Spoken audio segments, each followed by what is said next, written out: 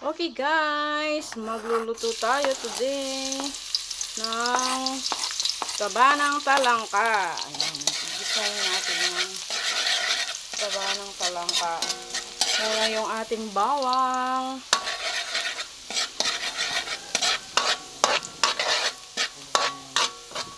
Ayan guys. Ito yung ating taba ng talangka guys. Next natin yung sibuyas. Madali lang to guys. Gigisa lang natin. Para lalo siyang sumarap.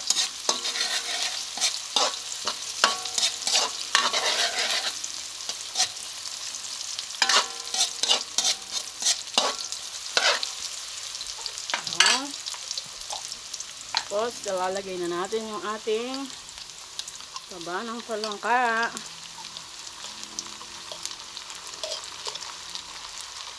Oh, ang sarap niya, ang bango.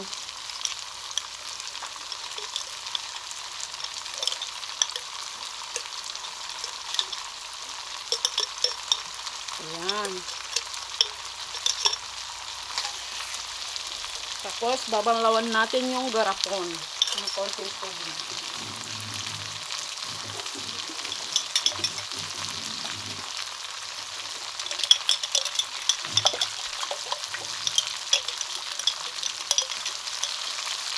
Ayan guys.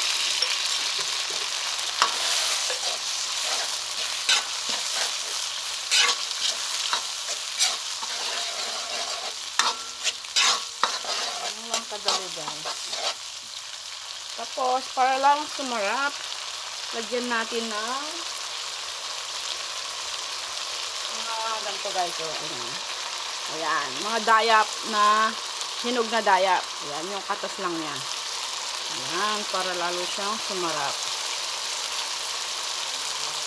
Ayan, meron namang kalamansi, pwede rin yung lemon.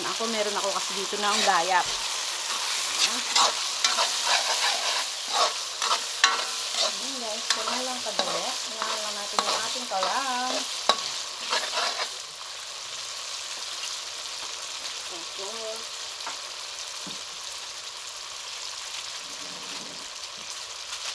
Lagyan natin ng pampasarap. Kunti lang.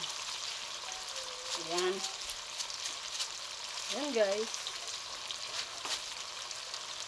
Tapos, ayan. Ito na yung ating tabang talangka. Ang sarap. Kado mo sa kanin. Kaya lang, hindi pwedeng marami dahil nakakataas to ng presyon. Ayan, luto na yung ating tabang talangka.